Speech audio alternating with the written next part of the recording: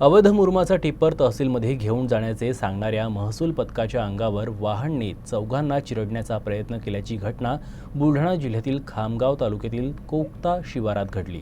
या प्रकरणी तलाठ्याच्या तक्रारीवरून पिंपरी देशमुख येथील टिप्पर मालक गोविंद फुंडकरसह दोघांवर गुन्हा दाखल करण्यात आला।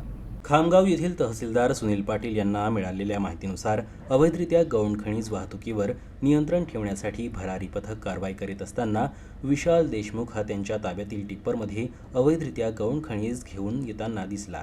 त्याला महसूल कर्मचाऱ्यांनी थांबवून रॉयल्टी आहे का याबाबत विचारपूस केली असता टिप्पर चालकाकडे रॉयल्टी नसल्यानं टिप्पर चालकांनी महसूल कर्मचाऱ्यांना सांगितलं व त्यानं त्यांच्यात ज्यातील आयशर कंपनीचे विना क्रमांकाचे असलेले पिवळ्या रंगाचे टिप्पर हे फिर्यादी व साक्षीदार यांच्या अंगावर आणून त्यांना जीवे मारण्याचा प्रयत्न केला।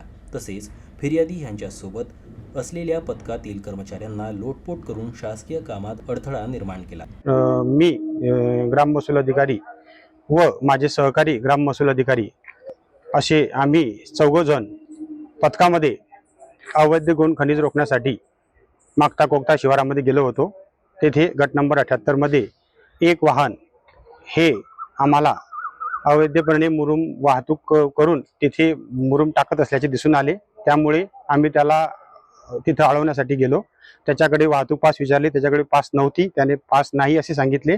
त्यानंतर त्याने बळजबरीने आमच्या समोर वाहन खाली केले आणि सदर वाहन खाली करून तो लोखंडी गेट ला धडक मारून सदर वाहन डायरेक्ट आमच्या दिशेने आमच्या अंगावर आणण्याचा प्रयत्न केला व आम्हाला जीव मारण्याचा प्रयत्न केला।